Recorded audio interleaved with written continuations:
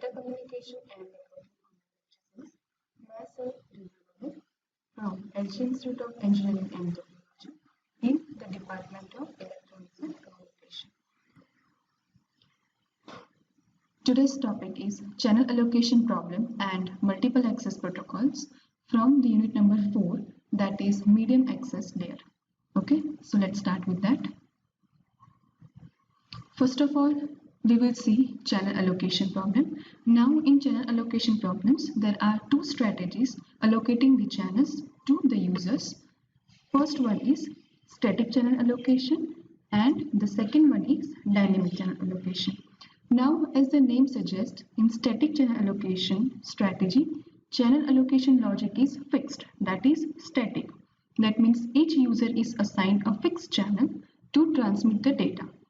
Now in the second, that is in dynamic channel allocation, the channel allocation to the users is dynamic, that is variable, as the data arrives or as the situation occurs for the transmission. Okay, let us see each of them in detail. First one is static channel allocation.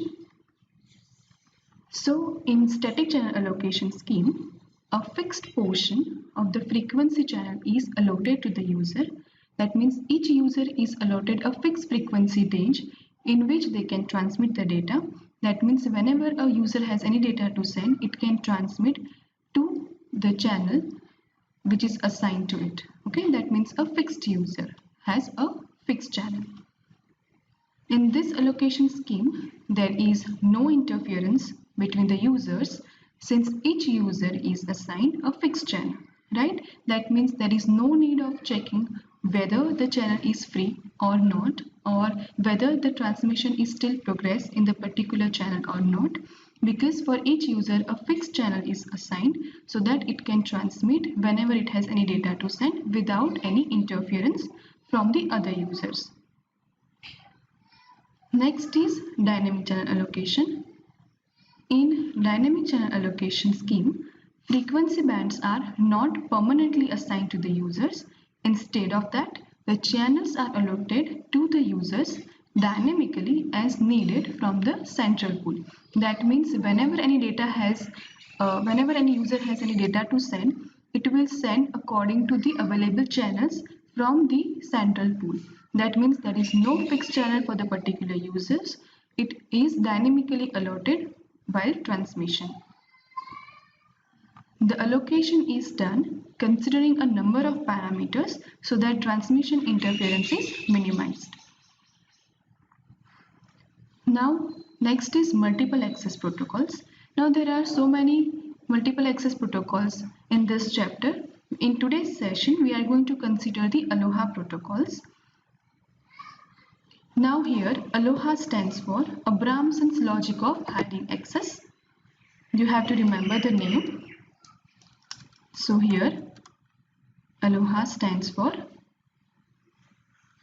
Abramson's logic of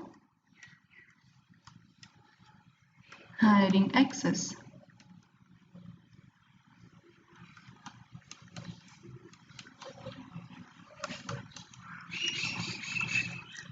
Okay, so in 1970s, Norman Abramson and his colleagues at the University of Hawaii devised a new and elegant method to solve the channel allocation problem.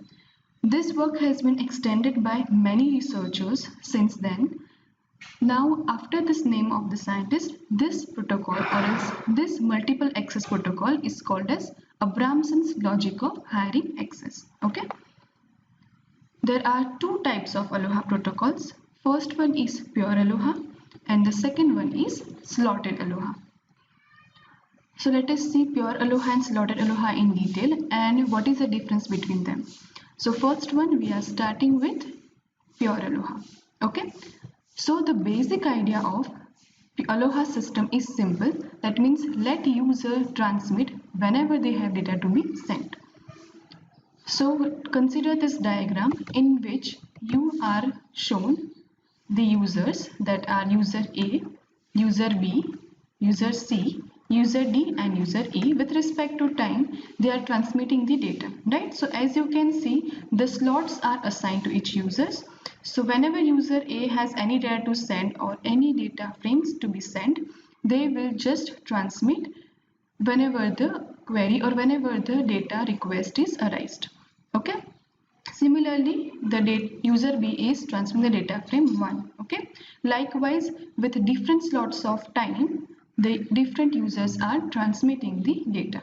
Okay. Now, what happens in the pure Aloha case? So let us consider this diagram. In this, as you can see, at timing instant T0, frame 1 is starting transmission. Now, at the time period T0 plus T, the frame 2 has transmitted the transmission, started the transmission. At instant T0 plus 2T, the third frame has been transmitted, and T0 plus 3T is the time when the transmission of these three frames has to be completed, right? But now what happens in this case? Let us consider that the frame number 2 is not there in the transmission. Then as you can see, there is a gap between the transmission of frame 1 and frame 3. So if frame 2 is not transmitted, then frame 1 and 3 has been successfully arrived. But here, as the frame number 2 is transmitted within this time slots, so here the ending of frame number 1 and the starting of frame number 2 collides.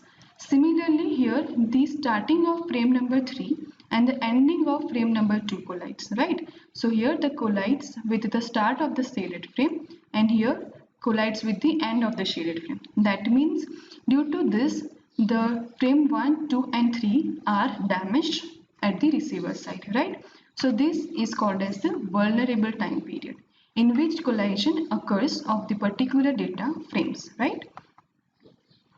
So let us further assume that the probability of k transmission attempts per frame time, old and new combined, is also Poisson with mean g frame per time. That means here we are considering the Poisson's distribution to find the mean g, that means mean parameter per frame time.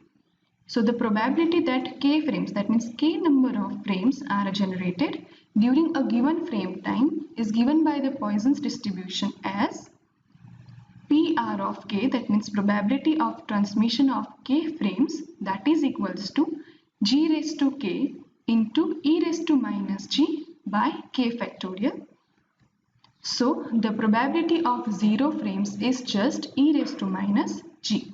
So in an interval 2 frames times long, the mean number of frames generated is twice of g.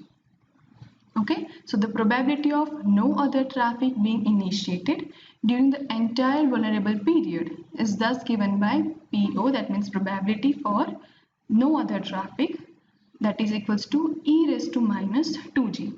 So using S, that means output or else throughput, S equals to GP0, we get S equals to G into e raised to minus 2g. Okay, this is important for the pure Aloha, where S throughput is given as G into e raised to minus 2g. Okay, so over here S is the throughput of the system, or as you can say output. Okay. So here the maximum throughput occurs at G equals to 0.5 with S equals to 1 by 2e, which is about 0.184. So in other words, the best we can hope for is a channel utilization of 18%. Okay, so pure Aloha, there is a channel utilization of 18%, and that will be doubled in the next, that is slotted Aloha. So now let's see the next slotted Aloha. In this system, the time is divided into discrete intervals, each interval corresponding to one frame. This approach requires the users to agree on slot boundaries, that means which is the slot boundary for which user. One way to achieve synchronization here would be to have one special station emit a pip at the start of each interval, like a clock. That means it will check whether the transmission has completed or initiated, or likewise. Here the throughput S is given as S equals to G raised to minus G. In pure aloha it was S equals to G into e raised to minus 2G. So here in slotted aloha it will have a peak at G equals to 1 with a throughput of S equals to 1 by E. This was S equals to 1 by 2E for pure aloha. So in slotted aloha it is S equals to 1 by E, or about 0.368, which is twice that of pure aloha. So here you can say that if the system is operating at G equals to 1, the probability of an empty slot is 0.368, which will give the efficiency 36.8%. That means almost equals to 37%. Okay, so the best we can hope for using slotted aloha is 37% of the slots empty, 37% successes, and 26% collisions. Okay. So remember that in pure aloha, the throughput S is given as G into e raised to minus 2G, whereas in slotted aloha, it is S equals to G into e raised to minus G. And in pure aloha, the efficiency, or else you can say the success probability, is 18.4%, and over here it is double to that of pure aloha, that is 36.8%. Now let us consider the throughput versus offered traffic for aloha systems diagram. So this is a graph for that, in which the x-axis indicates G, that is attempts per packet time, and y-axis indicates S, that means throughput, or as you can say throughput per frame time, right? Here as you can see, this indicates the pure aloha, and for pure aloha the maximum peak is at G equals to 0.5, as we have discussed earlier, and in slotted aloha the maximum peak occurs at G equals to 1. Okay, so in pure aloha the peak value is G equals to 0.5, and in slotted aloha the peak value is at G equals to 1. This gives the pure output S equals to G raised to minus 2G, and slotted aloha gives S equals to G into e raised to minus G. Okay. Now let us see the comparison of pure aloha and slotted aloha, which will make your concept more clear.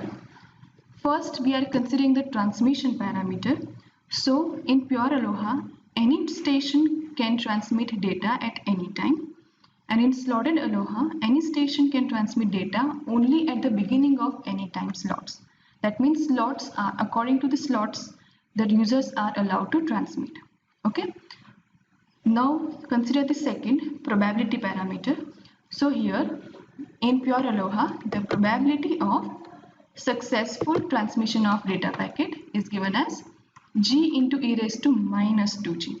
Whereas in slotted aloha, the probability of successful transmission of data packet is given as G into e raised to minus G. Okay.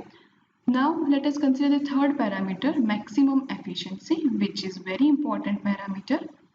So the maximum efficiency in pure aloha is 18.4%, and in slotted aloha it is 36.8%. That means double to that of pure aloha.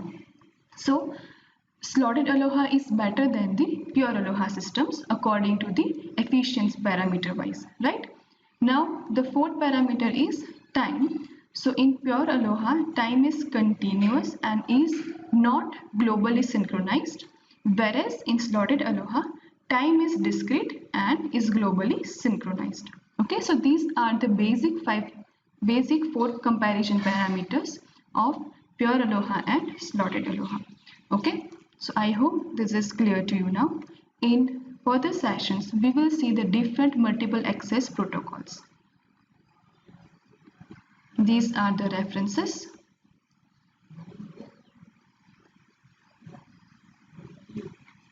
Thank you. Thank you for listening.